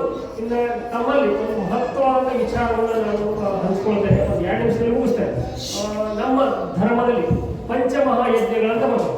ಪಂಚಮಹಾಯಜ್ಞಗಳನ್ನ ನಾವೇನಾದರೂ ಅಳವಡಿಸಿಕೊಳ್ಳಬೇಕು ಅಂತಂದ್ರೆ, ಎಲ್ಲ ವಿದ್ಯಾರ್ಥಿಗಳು ಮುಖ್ಯವಾಗಿ ಎಲ್ಲರೂ ಅಳವಡಿಸಿಕೊಳ್ಳಬೇಕು ಅಂತಂದ್ರೆ, ನಮ್ಮ ರಾಷ್ಟ್ರದಲ್ಲಿ ಯಾವುದೇ ಸಮಸ್ಯೆ ಇರುವುದಿಲ್ಲ. ಬಡತನ ಆಗಿರ್ಬೋದು, ಅಪೌಷ್ಟಿಕತೆ ಆಗಿರ್ಬೋದು, ಆಮೇಲೆ ದ್ವೇಷ ಭಾವನೆ ಆಗಿರ್ಬೋದು, ಯಾವ ಒಂದು ಸಮಸ್ಯೆಗಳು ಅಲ್ಲಿ ಬರುವುದಿಲ್ಲ. ಯಾವ ಪಂಚಮಹಾಯಜ್ಞಗಳು ಅಂತಂದ್ರೆ, ಪಿತೃಯಜ್ಞ. ಪಿತೃಯಜ್ಞ ಅಂತಂದ್ರೆ, ಯಜ್ಞಗಳು ಅಂತಂದ್ರೆ ಕರ್ತವ್ಯಗಳನ್ನು ತಿಳ್ಕೋಬೇಕು. ಪಿತೃಯಜ್ಞಗಳಂತಂದ್ರೆ ನಮ್ಮ ತಂದೆ ತಾಯಿಗಳನ್ನ, ಗುರು ಹಿರಿಯರನ್ನ ಗೌರವಿಸಬೇಕು, ಅವರ ಸೇವೆಯನ್ನ ಮಾಡಬೇಕು ಅನ್ನೋದನ್ನು ಪಿತೃಯಜ್ಞ. ಋಷಿಯಜ್ಞ. ಋಷಿಯಜ್ಞ ಅಂತಂದ್ರೆ ನಮಗೆ ಶಿಕ್ಷಣವನ್ನು ಕೊಟ್ಟಂತಹ, ಬುದ್ಧಿಯನ್ನ ಕಲಿಸಿದಂತಹ ಎಲ್ಲ ಗುರುಗಳನ್ನ, ಗುರು ಸಮಾನರನ್ನ ನಾವು ಗೌರವಿಸಬೇಕು, ಅವರ ಸೇವೆಯನ್ನ ಮಾಡಬೇಕು. ನೆಕ್ಸ್ಟ್ ಭೂತಯಜ್ಞ. ಭೂತಯಜ್ಞಪ್ಪ ಅಂತಂದ್ರೆ ಇದು ಎಲ್ಲ ಪ್ರಾಣಿ ಪಕ್ಷಿಗಳಿಗೆ, ಗಿಡ ಮರಗಳಿಗೆ ನೀರನ್ನು ಒದಗಿಸಿದಾಗಿರ್ಬೋದು, ಸುತ್ತಮುತ್ತಲಿರ್ತಕ್ಕಂತಹ ಪ್ರಾಣಿ ಪಕ್ಷಿಗಳಿಗೆ ಆಹಾರವನ್ನು ಒದಗಿಸುವುದಾಗಿರ್ಬೋದು, ಇದು ಭೂತಯಜ್ಞದಲ್ಲಿ ಬರುವಂಥದ್ದು. ದೈವಯಜ್ಞ. ದೈವಯಜ್ಞಪ್ಪ ಅಂತಂದ್ರೆ ಪಂಚಮಹಾಭೂತಗಳು ಯಾವಪ್ಪ ಅಂತಂದ್ರೆ ನೀರು, ಜಲ, ಗಾಳಿ ಇವುಗಳನ್ನ ಮಲಿನವಾಗದಂತೆ ನೋಡ್ಕೊಳ್ಬೇಕು. ನೆಲವನ್ನ ಮಲಿನ ಆಗದಂತೆ ನೋಡ್ಕೊಳ್ಬೇಕು, ಶಬ್ದ ಮಾಲಿನ್ಯ ಆಗದಂತೆ ನೋಡ್ಕೊಳ್ಬೇಕು, ವಾಯು ಮಾಲಿನ್ಯ ಆಗದಂತೆ ನೋಡ್ಕೊಳ್ಬೇಕು, ನೀರು ಹಾಳಾಗದಂತೆ ನೋಡ್ಕೊಳ್ಬೇಕು. ಇದು ಒಂದು ಮಹಾಯಜ್ಞ, ಇದು ದೈವಯಜ್ಞ. 5ನೇದಾಗಿ ಬರುವಂಥದ್ದು ಮನುಷ್ಯಯಜ್ಞ. ಮನುಷ್ಯಯಜ್ಞಪ್ಪ ಅಂತಂದ್ರೆ ನಮ್ಮ ಸುತ್ತಮುತ್ತಲು ಇರ್ತಕ್ಕಂತಹ ಎಲ್ಲ ಜನರೊಂದಿಗೆ ಸಹಬಾಳ್ವೆಯಿಂದ ಬದುಕುವಂಥದ್ದು ಸಹಿತ ಒಂದು ಯಜ್ಞ, ಒಂದು ಮಹಾಪೂಜೆ ಅಂತ ತಿಳ್ಕೋಬೇಕು. ಈ ಮಹಾಯಜ್ಞನ ನಾವು ವಿದ್ಯಾರ್ಥಿ ಜೀವನದಲ್ಲಿ ಅಳವಡಿಸಿಕೊಳ್ಳಬೇಕು ಅಂತಂದ್ರೆ, ನೋಡಿ ಪಿತೃಯಜ್ಞ, ನಮ್ಮ ಗುರು ಹಿರಿಯರಿಗೆ ನಾವು ಸೇವೆಯನ್ನು ಮಾಡಿದಪ್ಪ ಅಂತಂದ್ರೆ ತಂದೆ ತಾಯಿಗಳು ವಯಸ್ಸಾದ್ಮೇಲೆ ಅನಾಥರಾಗುವುದಿಲ್ಲ. ಅಂದ್ರೆ ಅವರಲ್ಲಿ ಗೌರವ ಭಾವನೆಯನ್ನು ನಾವು ಬೆಳೆಸ್ಕೊಳ್ಬೇಕು ಅಂತಂದ್ರೆ ಸಮಾಜದಲ್ಲಿ ಒಂದು ಅತ್ಯುತ್ತಮ ವಾತಾವರಣ ಬೆಳಿತೈತಿ. ಆಮೇಲೆ ಗುರುಯಜ್ಞ. ಋಷಿಯಜ್ಞ. ಋಷಿಯಜ್ಞ ಅಂದ್ರೆ ನಮ್ಮ ಗುರು ಹಿರಿಯರಿಗೆ ಗೌರವವನ್ನು ಕೊಡುವಂಥದ್ದು. ಆಮೇಲೆ ಇವು ಭೂತಯಜ್ಞ, ಮನುಷ್ಯಯಜ್ಞ ಇವೆಲ್ಲ ಪಾಲಿಸೋದ್ರಿಂದ ಸಕಲ ಜೀವರಾಶಿಗಳಲ್ಲಿ ಸಹಿತ ನಾವು ಆನಂದವನ್ನು ಕಾಣಬಹುದು. ಆದ್ದರಿಂದ ಮಕ್ಕಳು ಅಂತಂದ್ರೆ ಈ ದೇಶದ ಒಂದು ಬೆನ್ನೆಲುಬು. ಇಂದಿನ ಮಕ್ಕಳು ನಾಳಿನ ನಾಗರಿಕರು. ಆದ್ದರಿಂದ ತಮ್ಮಲ್ಲಿ ವಿನಂತಿ ಏನಪ್ಪ ಅಂತಂದ್ರೆ, ಈ RBG ಶಿಕ್ಷಣ ಸಂಸ್ಥೆ ಈ ದೇಶಕ್ಕೆ, ಈ ರಾಜ್ಯಕ್ಕೆ ಬಹಳಷ್ಟು ಮಹೋನ್ನತ ವ್ಯಕ್ತಿಗಳನ್ನ ಕೊಟ್ಟೈತಿ. ಅದಕ್ಕೆ ನಮ್ಮ ಕರ್ತವ್ಯ ಏನಪ್ಪ ಅಂತಂದ್ರೆ, ಈ ಒಂದು ಶಿಕ್ಷಣ ಸಂಸ್ಥೆಯ ಒಂದು ಮರ್ಯಾದೆಯನ್ನು ಕಾಪಾಡುವಂಥದ್ದು, ಇದರ ಕೀರ್ತಿಯನ್ನು ಹೆಚ್ಚಿಸುವಂಥದ್ದು. ಆ ನಿಟ್ಟಿನಲ್ಲಿ ತಾವೆಲ್ಲರೂ ಹೆಜ್ಜೆ ಹಾಕ್ತೇವೆ ಅಂತ ತಿಳ್ಕೊಂಡು ಇವತ್ತು ನಮಗೆ ಕಾರ್ಯಕ್ರಮ ಮಾಡಲಿಕ್ಕೆ ಅವಕಾಶ ಕೊಟ್ಟಂತಹ ಎಲ್ಲ ಗುರುವೃಂದಕ್ಕೆ ಹಾಗೂ ಆಡಳಿತ ಮಂಡಳಿಯವರಿಗೆ ಅನಂತ ವಂದನೆಗಳನ್ನು ಅರ್ಪಿಸಿ ನಾನು ಒಂದೆರಡು ಮಾತುಗಳನ್ನು ಮುಗಿಸ್ತೇನೆ. ಇನ್ನೊಂದು ವಿಷಯ ಇಟ್ಕೊಂಡ್ರೆ, ಎಲ್ಲ ಮಕ್ಕಳು ಬಹಳಷ್ಟು ಅದ್ಭುತವಾಗಿ ಮಾತಾಡಿರಿ. ಫಸ್ಟ್ ಸೆಕೆಂಡ್ ಥರ್ಡ್ ಅನ್ನುವಂಥದ್ದು ಒಂದು ಸುಮ್ಮನೆ ಅಂದಾಜನ್ನು ಕೊಟ್ಟಿವಿ. ಸಚಿನ್ ಸರ್ ಹೇಳಿದಂಗೆ ಒಂದು ಸ್ವಲ್ಪ ಧೈರ್ಯದಿಂದ ಮಾತಾಡ್ರಿ. ಆಮೇಲೆ ಸ್ಮೈಲ್ ಅದನ್ನು ಖುಷಿಯಿಂದ ಅದನ್ನು ಮಂಡಿಸಬೇಕು. ಆಮೇಲೆ ಭಾಷಣ ಸ್ಪರ್ಧೆನ ಯಾಕೆ ಏರ್ಪಡಿಸ್ತೀವಿ, ವೈಯಕ್ತಿಕವಾಗಿ ನನ್ನ ಇದಕ್ಕಂತಂದ್ರೆ ಬೇರೆ ಸ್ಪರ್ಧೆ ಆಯೋಜನೆ ಮಾಡಿಲ್ಲ. ಭಾಷಣ ಸ್ಪರ್ಧೆನೂ ಮಾಡಿದ್ದೀವಿ 4 ವರ್ಷ. ಭಾಷಣ ಸ್ಪರ್ಧೆಯಿಂದ ಮಕ್ಕಳಲ್ಲಿರ್ತಕ್ಕಂತಹ ಸೂಕ್ತವಾಗಿರ್ತಕ್ಕಂತಹ ಜ್ಞಾನ ಹೊರಬರ್ತೈತಿ, ಧೈರ್ಯ ಜನರಿಗೆ ಗೊತ್ತಾಗ್ತೈತಿ. ಆಮೇಲೆ ವಿಷಯ ಮಂಡನೆ ಒಂದು ಚಾಕಚಕ್ಯತೆ ಅವರಲ್ಲಿ ಮೂಡಿತು ಅಂತಂದ್ರೆ ಮುಂಬರುವ ದಿನಗಳಲ್ಲಿ ಅವರು ನಾಯಕರಾಗುವುದಕ್ಕೆ ಅದು ಒಂದು ವೇದಿಕೆಯನ್ನು ಒದಗಿಸಿಕೊಡುವಂಥ ಒಂದು ಉದ್ದೇಶಕ್ಕಾಗಿ ಪ್ರತಿ ವರ್ಷ ನಾವು ಭಾಷಣ ಸ್ಪರ್ಧೆಯನ್ನು ಏರ್ಪಡಿಸ್ತಾ ಇದ್ದೇವೆ. ತಾವೆಲ್ಲರೂ ಸಹಿತ ಒಳ್ಳೆಯ ರೀತಿಯಿಂದ ಮಂಡಿಸಿದರೆ ತಮಗೆ ಮತ್ತೊಂದು ಸಲ ವಂದನೆಗಳನ್ನು ಅರ್ಪಿಸ್ತಾ ಇದ್ದೇವೆ. ಶಿಕ್ಷಣ ಸಮಿತಿ ಹಿರಿಯ ಪ್ರಾಥಮಿಕ ಶಾಲೆ ಲೋಕಾಪುರ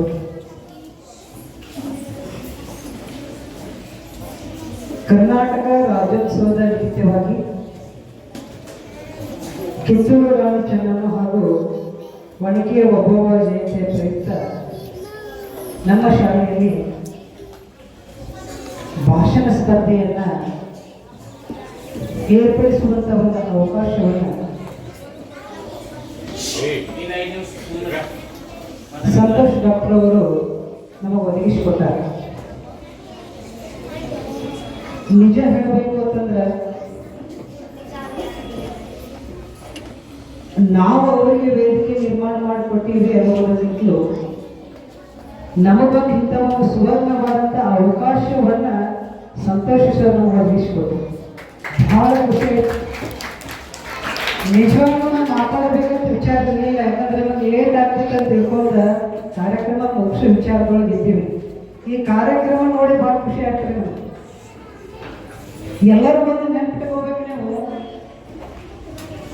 ಇಲ್ಲಿ ನಮ್ಮ ಸ್ಕೂಲಿಗೆ ಬಂದದ್ದು ಸಾಮಾನ್ಯ ವ್ಯಕ್ತಿಗಳಲ್ಲ, ಜ್ಞಾನದ ಕಣಜ, ಅಪಾರವಾದಂಥ ಜ್ಞಾನದ ಸಂಪತ್ತನ್ನ ಹೊಂದಿದಂಥ ಮಹಾನುಭಾವರು ನಮ್ಮ ಶಾಲೆಗೆ ಬಂದ.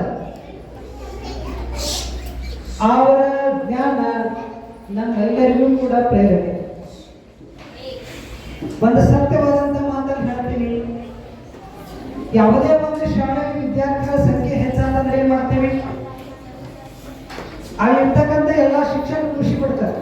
ನಮ್ಮ ಸ್ಕೂಲಿಗೆ ವಿದ್ಯಾರ್ಥಿಗಳ ಸಂಖ್ಯೆ ಜಾಸ್ತಿ ಆಯ್ತು. ನಿಜವಾಗ್ಲೂ ಸಮಾಜದೊಳಗೆ ಸರ್ ದಯವಿಟ್ಟು ತಪ್ಪು ತಿಳ್ಕೊಬೇಡ್ರಿ, ಇದನ್ನ ಕಂಡೀನಿ.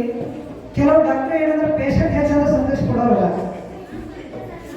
ಬಟ್ ಈ ಬಂದಂಥ ಸರ್ಗಳು ಹಂಗಲ್ಲ. ಪೇಷಂಟ್ ಕಡಿಮೆ ಆದ್ರೂ ಖುಷಿ ಪಡೋರು ಅದಾರ. ಯಾಕೆ ಪೇಷಂಟ್ ಆರಾಮ ದುಡ್ಡಿಗಾಗಿ ದವಾಖಾನೆ ಮಾಡಿಸೋರು ಅವ್ರು ಸರ್ ಇದ್ರು. ನನಗೆ ನಿಜವಾಗ್ಲೂ ಗೊತ್ತದ, ಪೇಷಂಟ್ ಆರಾಮಾಗ ಬೇಕು, ಅದನ್ನು ನೋಡಿ ಖುಷಿ ಪಡುವಂಥವು. ಸರ್ ಮನಸ್ಸು ಮಾಡಿದ್ರೆ ದುನಿಯಾ ಕಳಿಸ್ಬೋದಾಗಿತ್ತು, ಆ ರೀತಿ ಮಾಡಿ ಅವರು. ಯಾಕೆ ಏನು ಸೂಕ್ತವಾದಂಥ ರೋಗಿಗೆ ಚಿಕಿತ್ಸೆ ಕೊಡಬೇಕಾಗೈತಿ ಅದನ್ನು ಕೊಟ್ಟು ಬೇಗ ಆರಾಮ ಮಾಡಿಬಿಡ್ತಾರೆ. ಸರ್ ಕೂಡ ಹಂಗ, ಸರ್ ಕಡೆ ನಾವು ಹೋಗೀನಿ, ಸಾಕಷ್ಟು ಸಲ ಅವ್ರ ದವಾಖಾನೆ ಹೋಗೀನಿ. ಅವರ ಮಾತು, ಅವರ ನಡೆ ನುಡಿ, ಅವರ ರೀತಿ ನೋಡಿ. ಒಂದು ನಾ ಎಲ್ಲರೂ ಹೊರಗೆ ನಿಂತು ಮಾತಾಡೋದು ಬೇರೆ, ಎಷ್ಟು ನೀವು ಮಾತಾಡ್ತೀರಿ, ಎಲ್ಲರೂ ಮಾತಾಡ್ತಾರೆ, ತಾಸು ಗಂಟೆ ಮಾತಾಡೋದು. ವೇದಿಕೆ ಮೇಲೆ ಬಂದು ಮಾತಾಡಬೇಕಾದ್ರೆ ಅಲ್ಲಿ ಜ್ಞಾನದ ಸಂಪತ್ತು ಬೇಕಾಗ್ತದೆ, ಹೌದಾ?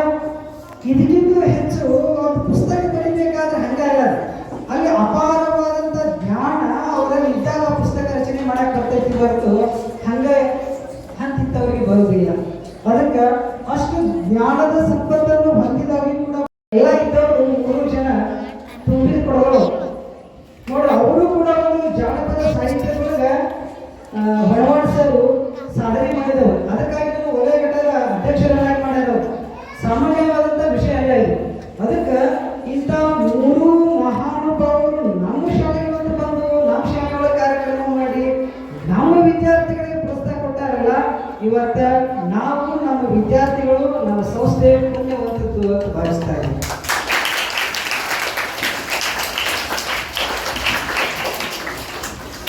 ಡಾಕ್ಟರ್ ಅಂದ್ರೆ ದೇವರಂತ ಕರೀತಾರೆ. ಯಾಕೆ ಹೇಳ್ರಿ, ನಮ್ಮ ಜೀವ ಉಳಿಸ್ತಾರೆ. ಸಾಯುವಂತ ವ್ಯಕ್ತಿಯನ್ನು ಬದುಕಿಸುವಂತ ಶಕ್ತಿ ಯಾರಿಗೆ ಇತ್ತು ಅಂತಂದ್ರೆ ಡಾಕ್ಟರ್ಗೆ. ಅದಕ್ಕೆ ಸರ್ ನೋಡಿ, ನಾನು ಸಾಕಷ್ಟು ಇಂಥ ತಾವು ಬೆಳೆದಲ್ಲ ಮತ್ತೊಬ್ಬರು ಬೆಳೆಸ್ತಾರೆ. ಸಂತೋಷ ನೋಡ್ರಿ, ಸರ್ ಸನ್ಮಾನ ಮಾಡಿದ್ರು. ನಮ್ಮ ಸ್ಕೂಲಿಗೆ ಬಂದು ನಮ್ಮ ಮಕ್ಕಳಿಗೆ ಸ್ಪೀಚ್ ನಡೆಸಿ ನಿಮಗೆ ಬಹುಮಾನ ಕೊಡಾಕತ್ತ ತಮ್ಮ ಸ್ವಂತ ಖರ್ಚಿನಿಂದ. ಇದು ನಿಮ್ಗೆ ಎಷ್ಟು ಪ್ರೇರಣೆ ಆಗ್ತದಲ್ಲ, ನಮಗೆಷ್ಟು ಪ್ರೇರಣೆ ಆಗ್ತದೆ. ಹೀಗೆ ಸಮಾಜ ಸೇವೆ ಒಳಗೆ ನಿರಂತರವಾಗಿ ತೊಡಗಿಕೊಂಡಿರ್ತಕ್ಕಂಥ ವ್ಯಕ್ತಿತ್ವ ಸಂತೋಷಿಸೋದು ಐತಿ. ಅದಕ್ಕೆ 3 ವ್ಯಕ್ತಿಗಳು ಕೂಡ ನಮ್ಮ ಸ್ಕೂಲಿಗೆ ಆಗಮಿಸಿ ನಮಗೇನೈತಪ್ಪ ಅಂತಂದ್ರೆ ಒಂದು ಮಾರ್ಗದರ್ಶನವನ್ನು ಮಾಡ್ಯಾರ. ನಿಜವಾಗ್ಲೂ ಈ ಕಾರ್ಯಕ್ರಮದಿಂದ ನಮಗೂ ಕೂಡ ಸ್ಫೂರ್ತಿ ಆಗೈತಿ, ನಿಮಗೂ ಕೂಡ ಸ್ಫೂರ್ತಿ ಆಗೈತಿ. ಕಿತ್ತೂರು ರಾಣಿ ಚೆನ್ನಮ್ಮ ಆಗಿರ್ಬೋದು, ಒನಕೆ ಓಬವ್ವ ಆಗಿರ್ಬೋದು, ಇವರ ವ್ಯಕ್ತಿತ್ವದ ಬಗ್ಗೆ ಸಾಕಷ್ಟು ವಿಷಯಗಳನ್ನ ನೀವು ತಿಳ್ಕೊಂಡಿರಿ. ಇದರಿಂದ ಏನು ಅನಿಸ್ತದೆ ನಿಮ್ಗೆ? ಇದು ಮಾತಾಡೋದ್ರ ಜೊತೆಗೆ ನಿಮ್ಮ ಒಳಗೆ ನಿಮಗೆ ಅರಿವಿಲ್ಲದೆ ರಾಣಿ ಚೆನ್ನಮ್ಮ ಮತ್ತು ಒನಕೆ ಓಬವ್ವನ ಗುಣಗಳ ನಿಮ್ಮೊಳಗೆ ಬಂದಿರ್ತಾವ. ನಾನು ಈ ದೇಶಕ್ಕೆ ಹೋರಾಡಬೇಕು, ಈ ದೇಶವನ್ನು ನಾನು ರಕ್ಷಣೆ ಮಾಡಬೇಕು, ಅಂಥ ವ್ಯಕ್ತಿತ್ವವನ್ನು ಬೆಳೆಸ್ಕೊಳ್ಬೇಕು ಅನ್ನೋದು ನಿಮ್ಗೆ ಅರಿವಿದ್ದು ಆ ಗುಣಗಳು ನಿಮ್ಮಲ್ಲಿ ಬಂದ್ಬಿಟ್ಟಿರ್ತಾವ. ಇದೇನಪ್ಪ ಅಂತಂದ್ರೆ ನಿಜವಾಗ್ಲೂ ಇದು ದೇಶ ಕಟ್ಟುವಂತ ಕೆಲಸ. ಕನ್ನಡ ರಾಜ್ಯೋತ್ಸವ ಒಂದು ದಿವಸ ಆಚರಣೆ ಮಾಡಿ ಬಿಡುವುದಲ್ಲ, ನಮ್ಮ ಮಕ್ಕಳೊಳಗ ನಮ್ಮ ನಾಡಿನಲ್ಲಿ ಆಗಿ ಹೋಗಿರ್ತಕ್ಕಂಥ ಮಹಾನುಭಾವರ ಮಹಾನ್ ವ್ಯಕ್ತಿಗಳ ವ್ಯಕ್ತಿತ್ವವನ್ನು ಬೆಳೆಸುವಂತ ಕಾರ್ಯ ಇದೆಯಲ್ಲ, ಅದು ಮಹತ್ವವಾಗಿರ್ತಕ್ಕಂಥ ಕಾರ್ಯ. ಇವತ್ತಿನ ಕಾಲದೊಳಗೆ ಬಹಳ ಅವಶ್ಯಕತೆ. ಪ್ರತಿಯೊಂದು ದೇಶ ಉಳಿಬೇಕಾಗಿತ್ತು ಅಂತಂದ್ರ ಆ ದೇಶದಲ್ಲಿ ಇರ್ತಕ್ಕಂಥ ಜನರಲ್ಲಿ ದೇಶಾಭಿಮಾನಿ ಇದ್ರೆ ಮಾತ್ರ ಉಳಿಲಿಕ್ಕೆ ಸಾಧ್ಯ ಐತಿ. ಮೊದಲು ವೆಪನ್ ತಗೊಂಡು ಮಾಡ್ತಿದ್ರ, ಈಗ ಹಂಗಿಲ್ಲ. ಏನೇನೋ ತಂತ್ರಗಾರಿಕೆ ಮಾಡ್ತಾರೆ. ಒಂದು ವ್ಯಾಪಾರದೊಳಗ ಏನೇನೋ ಕಸರತ್ತನ್ನು ಮಾಡಿ ದೇಶವನ್ನು ವೀಕ್ ಮಾಡ್ತಾರ. ಒಂದು ದೇಶದ ಸಂಸ್ಕೃತಿಯನ್ನು ಹಾಳು ಮಾಡಿ ಆ ದೇಶವನ್ನು ವೀಕ್ ಮಾಡ್ತಾರ. ಹೀಗೆಲ್ಲ ತಂತ್ರಗಳು ನಡೆದವು. ಆದ್ರೆ ಇದೆಲ್ಲ ತಂತ್ರಗಳನ್ನ ಮೀರಿ ನಮ್ಮ ದೇಶ ಬಲಿಷ್ಠವಾಗಿ ಜಗತ್ತಿನೊಳಗ ಪ್ರಬಲ ರಾಷ್ಟ್ರವಾಗಿ ಬೆಳಿಬೇಕಾಗಿತ್ತು ಅಂತಂದ್ರೆ ನಮ್ಮ ನಾಡಿನಲ್ಲಿ ಹೋಗಿರ್ತಕ್ಕಂಥ ಮಹಾನ್ ವ್ಯಕ್ತಿಗಳ ಒಂದು ವ್ಯಕ್ತಿತ್ವವನ್ನ, ಅವರ ಸಾಹಸವನ್ನ ನಾವು ನಮ್ಮ ಮಕ್ಕಳಿಗೆ ಪರಿಚಯ ಮಾಡಿಸಿಕೊಳ್ಳುವುದು ಬಹಳಷ್ಟು ಅಗತ್ಯ ಐತಿ. ಅಂತ ಕಾರ್ಯಗಳನ್ನ ಸಂತೋಷ ಡಾಕ್ಟರ್ ಮಾಡಿದಕ್ಕಾಗಿ ನಮಗೆ ಬಹಳ ಖುಷಿ ಆಯಿತು. ಅವರು ಈ ನಮ್ಮ ಶಾಲೆಗೆ ಬಂದು ಈ ಕಾರ್ಯಕ್ರಮವನ್ನ ಇಷ್ಟು ಯಶಸ್ವಿಯಾಗಿ ನಮಗೆ ನಡೆಸಿಕೊಟ್ಟದ್ದಕ್ಕಾಗಿ ಆ ಮೂರು ಮಹಾನ್ ವ್ಯಕ್ತಿಗಳಿಗೆ ನಮ್ಮ ಸಂಸ್ಥೆಯ ಪರವಾಗಿ, ನಮ್ಮ ಎಲ್ಲ ಶಿಕ್ಷಕರ ಪರವಾಗಿ, ನಮ್ಮ ಎಲ್ಲ ಮುದ್ದು ವಿದ್ಯಾರ್ಥಿಗಳ ಪರವಾಗಿ ಹೃತ್ಪೂರ್ವಕವಾದಂಥ ಧನ್ಯವಾದಗಳನ್ನು ಅರ್ಪಿಸಿ ನನ್ನ ಮಾತುಗಳನ್ನು ಮುಗಿಸ್ತೇನೆ.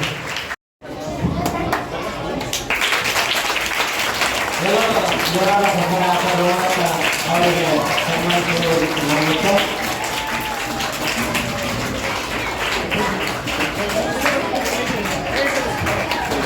ನಾನು 7ನೇ ತರಗತಿಯಲ್ಲಿ ಓದುತ್ತೇನೆ. ನಾನು ಒನಕೆ ಓಬವ್ವನ ಒಂದೆರಡು ಮಾತನಾಡಲು ಬಯಸುತ್ತೇನೆ. ಸತ್ಯದಲ್ಲಿ ಕ್ಷಮೆ ಇರಲಿ. ಒನಕೆ ಓಬವ್ವ 18ನೇ ಶತಮಾನದಲ್ಲಿ ತಮ್ಮ ರಾಜ್ಯದ ರಕ್ಷಣೆಗಾಗಿ ಹೋರಾಡಿದವರು. ಕೆಚ್ಚಿ ಗೆದ್ದ ಮಹಿಳೆ ಒನಕೆ ಓಬವ್ವ. ಚಿತ್ರದುರ್ಗದ ಕೋಟೆ ಪಾಳೆಗಾಲದ ಮದಕರಿ ಎಂಬ ನಾಯಕನ ಕೋಟೆಯ ಕಾವಲುಗಾರನಾದ ಚಲಾವತಿ ಸಮುದಾಯದ ಕಹಳ ಮತ್ತು ಹನುಮಂತಪ್ಪನ ಹೆಂಡತಿ.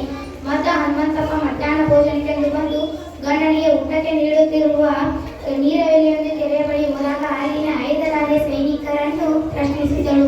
ಇದನ್ನು ಕಂಡು ಓಬವ್ವ ತನ್ನ ಪತ್ನಿಯನ್ನು ಊಟದಿಂದ ಎಬ್ಬಿಸದೆ ಹೈದರಾಲಿಯ ಚಿತ್ರದುರ್ಗದ ಮೇಲೆ ಕಾಣುತ್ತಿರುವ ಆಕ್ರಮಣ ಮಾಡಿದ ಒಲಿಗೆಯನ್ನು ಆಶ್ರಯವಾಗಿ ಇಟ್ಟುಕೊಂಡಿದ್ದಳು. ಶತ್ರುಗಳನ್ನು ಎದುರಿಸಿ ನೂರಾರು ಸೈನಿಕರನ್ನು ಕೊಂದು ತನ್ನ ಕೋಣೆಯಲ್ಲಿ ಎದುರನ್ನು ತಂದು ಹಾಕಿದವಳು. ಅಂದಿನಿಂದ ಅವರಿಗೆ ಒನಕೆ ಓಬವ್ವ ಎಂಬ ಹೆಸರು ಬಿರಿತು. ಒನಕೆ ಓಬವ್ವ ಚಿತ್ರದುರ್ಗದ ಇತಿಹಾಸದಲ್ಲೇ ಮರೆಯಲಾಗಿತ್ತು. ಅವರ ಕರ್ನಾಟಕದ ವೀರವನಿತೆಯಂತೆ ಎನ್ನಲಾಗಿತ್ತು. ಇಷ್ಟು ಹೇಳಿ ನನ್ನ ಚಿಕ್ಕ ಭಾಷಣ ಮುಗಿಸುತ್ತೇನೆ. ಶುಭೋದಯ. ನನ್ನ ಹೆಸರು ಸುಧಾಕಂಪ. ನಾನು 7ನೇ ತರಗತಿಯಲ್ಲಿ ಓದುತ್ತಿದ್ದೇನೆ. 23 ಅಕ್ಟೋಬರ್ ರಾಣಿ ಚೆನ್ನಮ್ಮನ ಜನ್ಮದಿನ. ಈ ಒಂದು ಸಮಯದಲ್ಲಿ ನಾನು ರಾಣಿ ಚೆನ್ನಮ್ಮನವರ ಬಗ್ಗೆ ಮಾತನಾಡಲು ಬಯಸುತ್ತೇನೆ. ಬ್ರಿಟಿಷರ ವಿರುದ್ಧ ಹೋರಾಡಿದ ವೀರಮಹಿಳೆ ರಾಣಿ ಚೆನ್ನಮ್ಮನವರು. 23 ಅಕ್ಟೋಬರ್ 1778ರಲ್ಲಿ ರಾಣಿ ಚೆನ್ನಮ್ಮನವರು ಕಾಕತಿ ಎಂಬ ಸಣ್ಣ ಹಳ್ಳಿಯಲ್ಲಿ ಜನಿಸಿದರು. ಅವರ ತಂದೆಯ ಹೆಸರು ದುಲ್ಲಪ್ಪ ಗೌಡರ್. ರಾಣಿ ಚೆನ್ನಮ್ಮನವರು 7ನೇ ವಯಸ್ಸಿನಲ್ಲಿ ಕುದುರೆ ಸವಾರಿ ಬಿಲ್ ವಿದ್ಯೆಯಲ್ಲಿ ಪರಿಣಿತಿ ಹೊಂದಿದ್ದರು. ರಾಣಿ ಚೆನ್ನಮ್ಮನವರೇ 15ನೇ ವಯಸ್ಸಿನಲ್ಲಿ ಮಲಸಜ್ಜ ದೇಸಾಯಿಯವರನ್ನು ವಿವಾಹವಾಗಿದ್ದರು. ಅನಾರೋಗ್ಯದಿಂದ 1816ರಲ್ಲಿ ಮಲಸಜ್ಜ ದೇಸಾಯಿಯವರು ತೀರಿಕೊಂಡರು. ಆಗ ಕಿತ್ತೂರಿನ ರಕ್ಷಣೆಯ ಭಾರ ರಾಣಿ ಚೆನ್ನಮ್ಮನವರ ಮೇಲೆ ಬಿದ್ದಿತು. ಅಂದಿನಿಂದ ಕಿತ್ತೂರು ರಕ್ಷಣೆಯನ್ನು ರಾಣಿ ಚೆನ್ನಮ್ಮನವರು ಮಾಡಿದ್ದರಿಂದ ಅವರಿಗೆ ಕಿತ್ತೂರು ರಾಣಿ ಚೆನ್ನಮ್ಮ ಎಂದು ಹೆಸರು ಬಂದಿತು. ಫೆಬ್ರವರಿ